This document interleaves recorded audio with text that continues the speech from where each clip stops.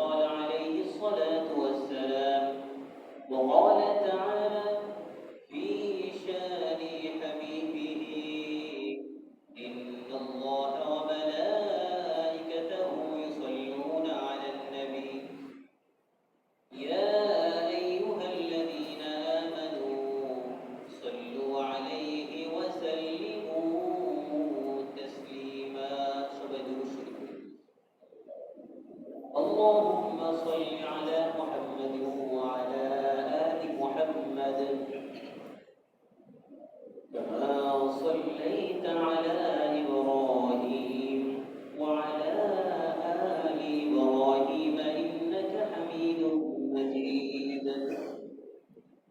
اللهم بارك على محمد وعلى آل محمد كما باركت على إبراهيم وعلى آل إبراهيم إنك حميد مجيد. سبحانك لا علم لنا إلا ما علمتنا إنك أنت العليم الحكيم.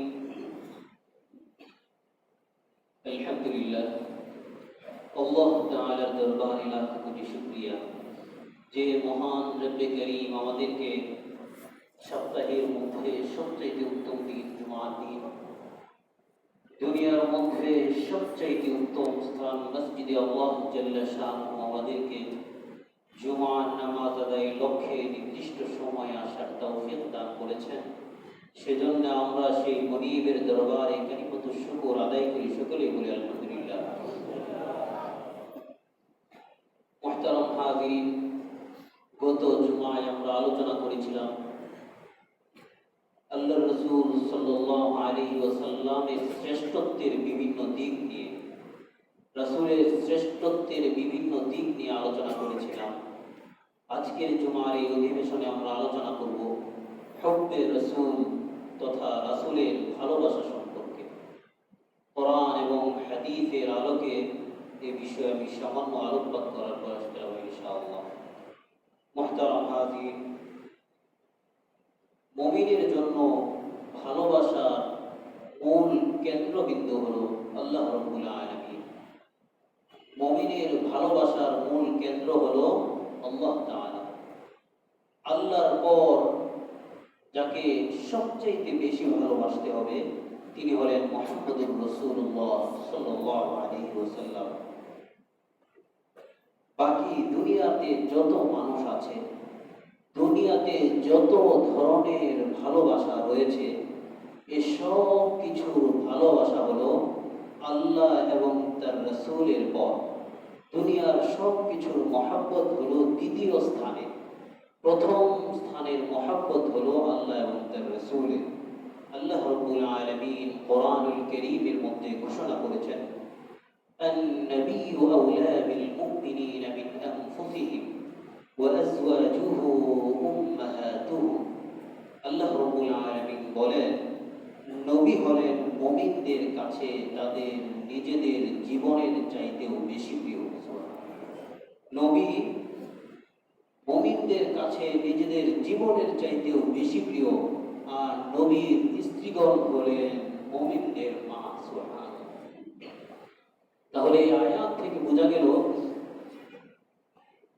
যে ব্যক্তি নিজেদের জীবনের সব চাইতে বেশি নিজের ধন সম্পদ, পিতামাতা, আত্মীয় স্বজন সবচাইতে বেশি যদি আল্লাহর রাসূলকে ভালোবাসে, এই সব কিছুর চাইতে যদি রাসূলকে, আল্লাহ এবং তার রাসূলকে ভালোবাসে, সে ব্যক্তি প্রকৃত মুমিন হিসাবে বিবেচিত হতে পারবে। মুহতারাম হাজিরিন, আমরা হুব্বে রাসূল তথা রাসূলের ভালোবাসা সম্পর্কে আলোচনা করব। আমি এই আলোচনাটিকে 4টি পয়েন্টে সাজিয়েছি। এর মধ্যে প্রথম হলো আল্লাহ এবং তার রাসূলকে, আল্লাহর পর আল্লাহর রাসূল সাল্লাল্লাহু আলাইহি ওয়াসাল্লামকে দুনিয়ার সবচাইতে বেশি ভালোবাসতে হবে।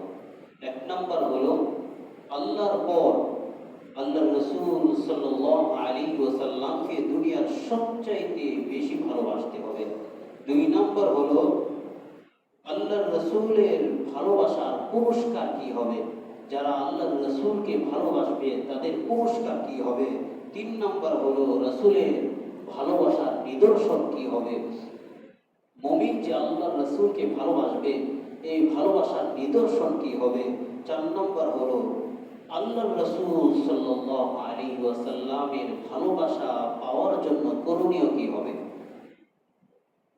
আল্লাহর রাসূল সাল্লাল্লাহু আলাইহি ওয়াসাল্লামের ভালোবাসা পাওয়ার জন্য করণীয় কি হবে? এই বিষয়গুলো আমরা আলোচনা করব ইনশাআল্লাহ।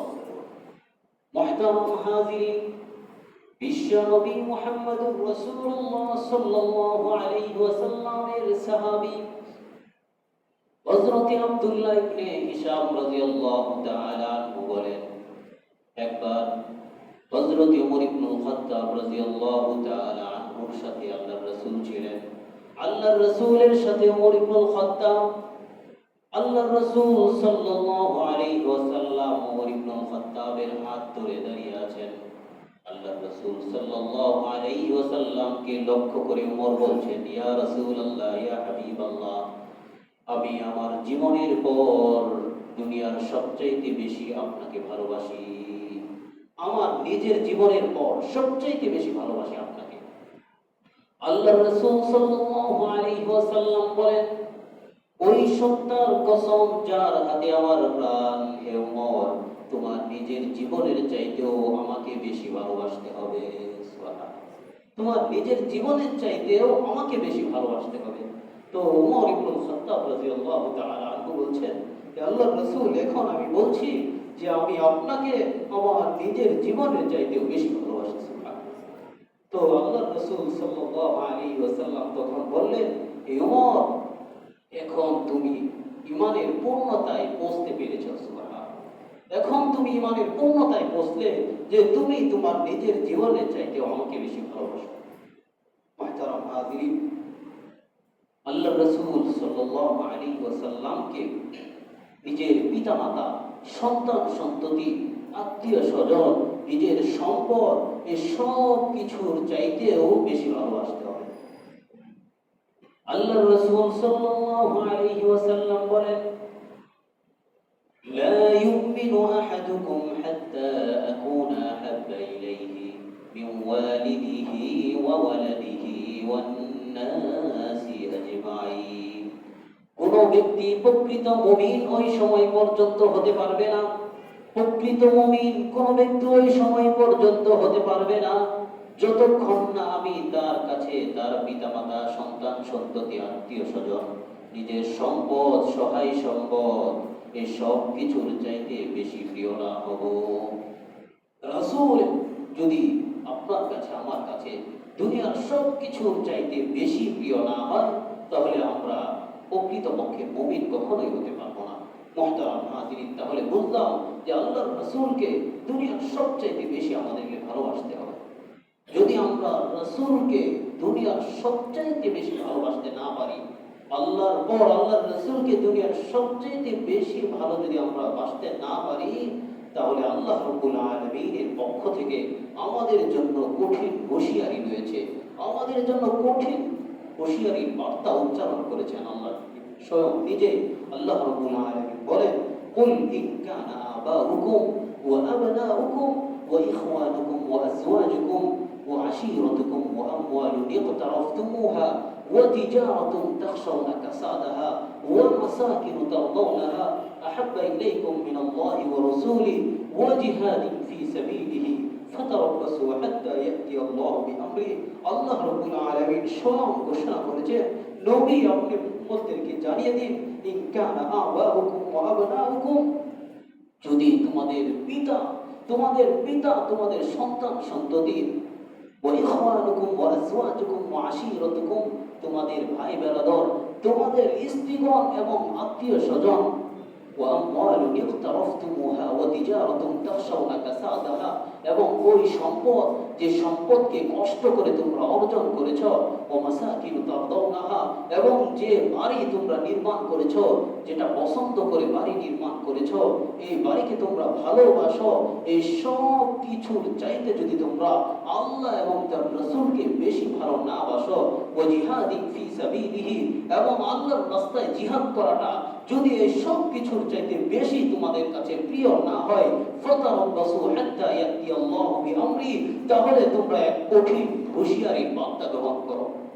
আল্লাহ রাব্বুল আলামিনের আযাবের জন্য তোমরা অপেক্ষা করতে থাকো নাউযুবিল্লাহ তো আল্লাহ রাব্বুল আলামিন এই আয়াতের মধ্যে কঠিনভাবে আমাদেরকে বলে দিলেন যদি দুনিয়ার সব কিছুর চাইতে আল্লাহ এবং তার রাসূল আল্লাহর রাস্তায় জিহাদ করা যদি আমাদের কাছে বেশি প্রিয় না হয় তাহলে আমরা তো প্রকৃত মুমিন হতেই পারবো না বরং আমাদের জন্য আল্লাহ রাব্বুল আলামিনের শাস্তি অপেক্ষা করছে আল্লাহ রাব্বুল আলামিন আমাদেরকে হেফাজত করুন তো মুহতারাম হাজিরিন আল্লাহ বললেন আল্লাহ এবং তার রাসূলকে সবচেয়ে বেশি ভালোবাসতে হবে এর কি অর্থ এর অর্থ হলো দুনিয়ার সবকিছুর চাইতে প্রথম স্থানে আল্লাহ এবং তার রাসূলের ভালোবাসা রাখতে হবে আল্লাহর রাসূলের ভালোবাসা হলো সর্বপ্রথম এরপরে দুনিয়ার মানুষের ভালোবাসা দুনিয়ার চিজ ও আসবাবের ভালোবাসা দ্বিতীয় স্থানে রাখতে হবে আল্লাহ রাব্বুল আলামিন আমাদেরকে তৌফিক দান করুন মুহতারাম হাজিরিন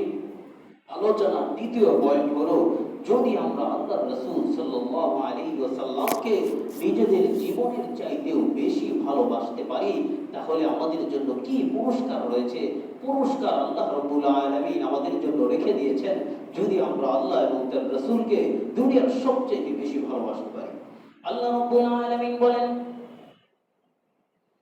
কুল ইন কুনতুম তুহিব্বুনাল্লাহা فاتبعوني يحببكم الله ويغفر لكم ذنوبكم والله غفور رحيم الله أكبر الله رب العالمين বলেন قل إن كنتم تحبون الله নবী আপনি বলে দিন আপনার উম্মতদেরকে বলে দিন ইন কুনতুম তুহিব্বুনাল্লাহ যদি তোমরা আল্লাহ রাব্বুল আলামিনকে ভালোবাসো ফাত্তাবিউনি তাহলে তোমরা আমার অনুসরণ করো রাসূলের অনুসরণ করো ইউহিব্বুকুমুল্লাহ ওয়া ইয়াগফির লাকুম যুনুবাকুম যদি রাসূলের অনুসরণ করতে পারো তাহলে আল্লাহ রাব্বুল আলামিন তোমাদেরকে ভালোবাসবেন এবং তোমাদের জীবনের সকল গুনাহগুলোকে maaf করে দিবেন মুহতারাম হাজিরিন তাহলে বুঝতে পারলাম রাসূলকে যদি ভালোবাসি তাহলে প্রথম পুরস্কার হলো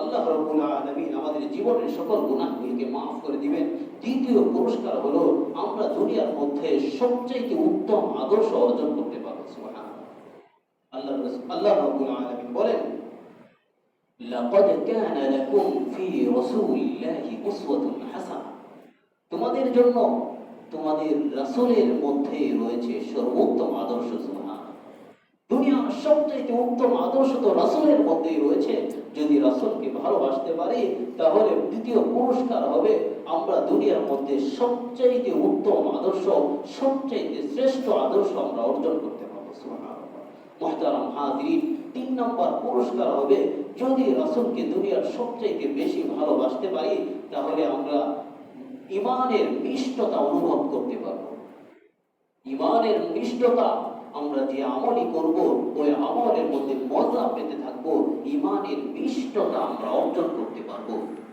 আল্লাহ রাসূল সাল্লাল্লাহু আলাইহি ওয়াসাল্লাম বলেন সালাসুন মান কুননা ফীহি ওয়াজাদা বিহিন্না হালাওয়াতাল ঈমান যদি কোনো ব্যক্তি 3টি কাজ করতে পারে কয়টি কাজ 3টি কাজ যদি কোনো ব্যক্তি করতে পারে তাহলে সে ঈমানের নিষ্ঠতা সে অনুভব করতে পারবে এর মধ্যে 1 নম্বর হলো যার কাছে আল্লাহ এবং তার রাসূল দুনিয়ার সবচেয়ে বেশি প্রিয় হবে দুনিয়ার সবচেয়ে প্রিয় হবে আল্লাহ এবং তার রাসূল সে ঈমানের নিষ্ঠতা অনুভব করতে পারবে 2 নম্বর হলো মান আহাব্বা লিল্লাহ ওয়া আবগাদা ফিল্লাহ যে ব্যক্তি আল্লাহর জন্যই মান আহাব্বা ফিল্লাহ আল্লাহর জন্যই কাউকে ভালোবাসবে এবং আল্লাহর জন্যই শত্রুতা পোষণ করবে, আল্লাহর জন্যই ভালোবাসা ত্যাগ করবে, ওই ব্যক্তিও ঈমানের মিষ্টতা অনুভব করবে।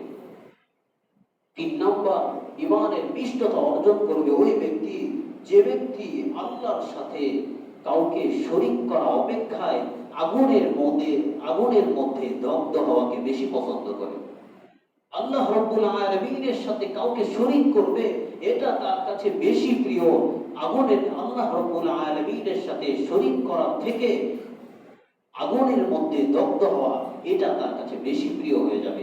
যদি এই 3টি কাজ কোনো ব্যক্তি করতে পারে, তাহলে আল্লাহ রাসূল সাল্লাল্লাহু আলাইহি ওয়াসাল্লাম বলেন ওই ব্যক্তি ঈমানের স্বাদ, ঈমানের লাজ্জত অনুভব করতে পারবে। আল্লাহ রাব্বুল আলামিন আমাদেরকে তৌফিক দান করুন।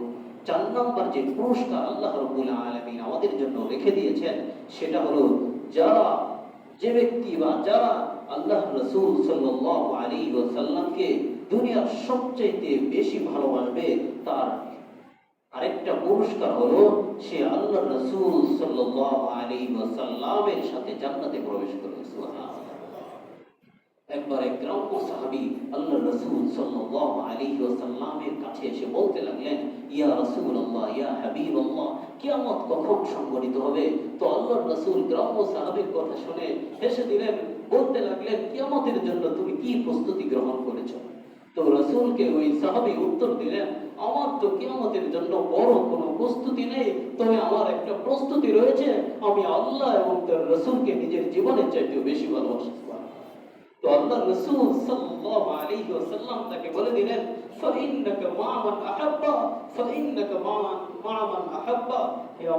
হে আমার সাহাবী, তুমি শুনে রাখো, তুমি যাকে ভালোবাসো তার সাথে তোমার হাসর হবে, তার সাথেই তুমি জান্নাতে প্রবেশ করবে। তো এই হাদিস যখন সাহাবায়ে কেরাম শুনলেন, সাহাবায়ে কেরাম শোনার পর তারা এত আনন্দিত হলেন, হযরত আনাস রাদিয়াল্লাহু তাআলা আনহু বলেন, আমরা সাহাবায়ে কেরাম এই হাদিস শোনার পর এত বেশি আনন্দিত হয়েছি যে ইসলাম গ্রহণ করার পর এত বেশি আর কখনোই আনন্দিত হই নাই। কারণ আমরা তো আল্লাহ এবং তার রাসূলকে নিজেদের জীবনের চাইতেও বেশি ভালোবাসি। আমরা আবু বকর এবং উমরকে নিজেদের জীবনের চাইতেও বেশি ভালোবাসি। আল্লাহর রাসূল সাল্লাল্লাহু আলাইহি ওয়াসাল্লাম যেহেতু এই কথা বলেছেন, ফাইন্নাকা মা'মান আহাব্বা, তুমি যাকে ভালোবাসবে তার সাথে তোমার হাসর হবে, তাহলে তো আমরা নিশ্চিতভাবে এই কথার উপর আমরা ইতমিনান হয়ে যেতে পারি যে আল্লাহ এবং আল্লাহর রাসূল সাল্লাল্লাহু আলাইহি ওয়াসাল্লামের সাথে আমাদের হাসর হবে, হযরত উমর এবং আবু বকরের সাথে আমাদের হাসর হবে। এর চাইতে আনন্দের বিষয় আমাদের আর কি হতে পারে? সুবহানাল্লাহ। তাহলে যারা আল্লাহর রাসূলকে নিজেদের জীবনের চাইতেও বেশি ভালোবাসবে, তাদের চতুর্থ পুরস্কার হলো তারা আল্লাহর রাসূল সাল্লাল্লাহু আলাইহি ওয়াসাল্লামের সাথে জান্নাতে প্রবেশ করবে। প্রিয় হাজির, তো আলোচনা তৃতীয় যে পয়েন্ট ছিল সেটা হলো আল্লাহর রাসূলের ভালোবাসার নিদর্শন। আল্লাহর রাসূল সাল্লাল্লাহু আলাইহি ওয়াসাল্লামের ভালোবাসার নিদর্শন কি হবে? সাহাবায়ে কেরাম আল্লাহর রাসূল সাল্লাল্লাহু আলাইহি ওয়াসাল্লামকে কেমন ভালোবাসতেন? মুহতারাম হাজির, হযরত সাহাবায়ে কেরাম রিদওয়ানুল্লাহি তাআলা আলাইহিম আজমাইনগণ আল্লাহর রাসূলকে নিজেদের জীবনের চাইতেও বেশি ভালোবাসতেন। সুবহানাল্লাহ। প্রিয় হাজিরিন, একবার আল্লাহর রাসূল সাল্লাল্লাহু আলাইহি ওয়াসাল্লাম উমরার জন্য রওনা হয়ে গেলেন। সাহাবায়ে কেরামদেরকে নিয়ে উমরার জন্য রওনা হয়েছেন। যখন কাফেররা শুনতে পারলো, যখন কুরাইশরা শুনতে পারলো রাসূল সাহাবায়ে কেরামদেরকে নিয়ে মক্কার দিকে রওনা হয়েছে, তখন তারা উদ্বিগ্ন হয়ে গেল, তারা ভয় পেয়ে গেল, না জানি আমাদের উপর আক্রমণ করে দেয়। এজন্য তারা বিভিন্ন দূতকে, বিভিন্ন বার্তা বাহককে তারা আল্লাহ রাসূল সাল্লাল্লাহু আলাইহি ওয়াসাল্লামের কাছে পাঠাতে লাগলো। বিভিন্ন প্রতিনিধি দলকে আল্লাহ রাসূলের কাছে আল্লাহ রাসূলের সাথে আলোচনা করার জন্য পাঠাতে লাগলো। তো তাদের একজন ছিল উরওয়া ইবনে মাসউদ। উরওয়া ইবনে মাসউদ যিনি পরবর্তীতে সাহাবী হয়েছিলেন, তখনও তিনি সাহাবী হন নাই। তো উরওয়া ইবনে মাসউদ প্রতিনিধি দলের প্রধান হিসাবে আল্লাহর রাসূল সাল্লাল্লাহু আলাইহি ওয়াসাল্লামের কাছে আসলো। তো আল্লাহর রাসূলের সাথে কথা বলার পর তিনি কুরাইশ কাফেরদের কাছে গেলেন।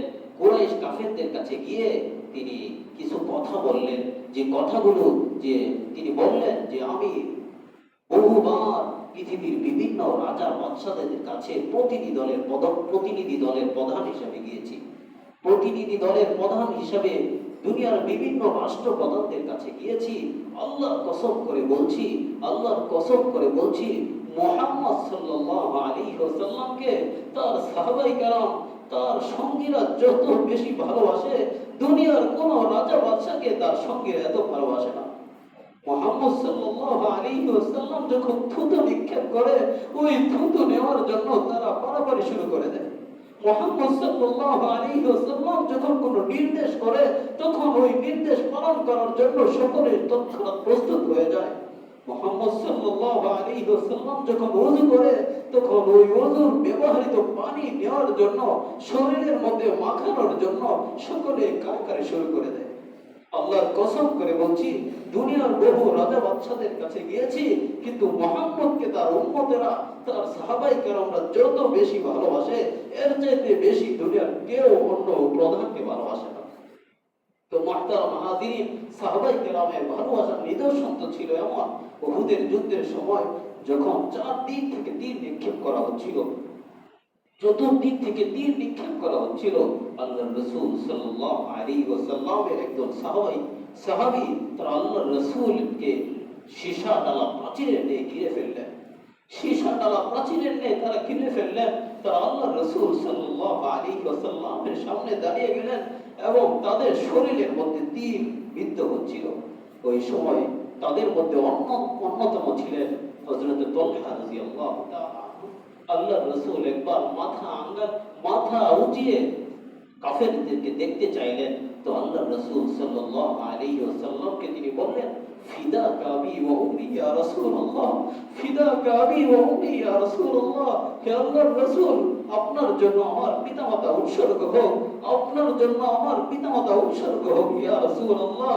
আপনি মাথা উঠাবেন না, আপনার শরীরের মধ্যে যদি তীর লেগে যায়, হে আল্লাহর রাসূল, আমি তালহা আপনার সামনে রয়েছি, যদি আমার বুক বিচ্ছিন্ন হয়ে যায় তবুও আপনার শরীরের মধ্যে কোনো তীর আঘাত করবে না। মুহতারাম হাজির, সাহাবায়ে কেরাম আল্লাহর রাসূল সাল্লাল্লাহু আলাইহি ওয়াসাল্লামকে নিজেদের জীবনের চাইতে বেশি ভালোবাসতেন। তো আমাদেরকেও যদি আমরা আল্লাহর রাসূল সাল্লাল্লাহু আলাইহি ওয়াসাল্লামের খাঁটি উম্মত দাবি করি, যদি আমরা আল্লাহর রাসূলকে বলি যে আমরা রাসূলকে ভালোবাসি, তাহলে আমাদের মধ্যেও কিছু নিদর্শন আমাদের মধ্যে ফিট করতে হবে। রাসূলের ভালোবাসার কিছু আলামত আমাদের মধ্যে প্রকাশ হওয়া লাগবে। মুহতারাম হাজিরিনের মধ্যে সর্বপ্রথম আমাদের মধ্যে রাসূলের ভালোবাসার প্রধান নিদর্শন হবে যে রাসূলের সুন্নাত অনুযায়ী আমাদেরকে চলতে হবে। রাসূলের সুন্নাহ অনুযায়ী আমাদেরকে জীবন পরিচালিত করতে হবে। দুনিয়ার যে যাকে ভালোবাসে তার মতো চলার চেষ্টা করে, তার চেহারার মতো চেহারা বানায়, তার মতো চুল কাটিং করে, তার মতোই সে চলার চেষ্টা করে। আমরা যদি আল্লাহর রাসূলকে ভালোবাসি, তাহলে অবশ্যই আমাদের চেহারা রাসূলের চেহারার মতো বানাতে হবে, আমাদের পোশাক পরিচ্ছদ আল্লাহর রাসূলের মতোই গ্রহণ করতে হবে, আমাদের পরিবেশের মধ্যেও আল্লাহর রাসূল সাল্লাল্লাহু আলাইহি ওয়াসাল্লামের আদর্শকে কায়েম করতে হবে। তাহলে প্রকৃত পক্ষে আমরা আল্লাহর রাসূলের প্রকৃত উম্মত হতে পারবো। প্রিয় হাজির, রাসূলের ভালোবাসার দ্বিতীয় যে নিদর্শন হলো আল্লাহ রাসূল সাল্লাল্লাহু আলাইহি ওয়াসাল্লামের সিরাত আমাদেরকে অধ্যয়ন করতে হবে। আপনি যাকে ভালোবাসবেন যদি তার সম্পর্কে না জানেন তাহলে তো হবে না। এজন্য আল্লাহ রাসূলের সিরাত সম্পর্কে বিভিন্ন সিরাত নবীজির জীবনী আমাদেরকে অধ্যয়ন করতে হবে। প্রিয় হাজির, 3 নম্বর হলো কোরআনুল কারীমের তিলাওয়াত আমাদেরকে করতে হবে। কোরআনুল কারীম এটা হলো আল্লাহর রাসূল সাল্লাল্লাহু আলাইহি ওয়াসাল্লামের সবচাইতে বড় মুআজিজা। সুবহানাল্লাহ।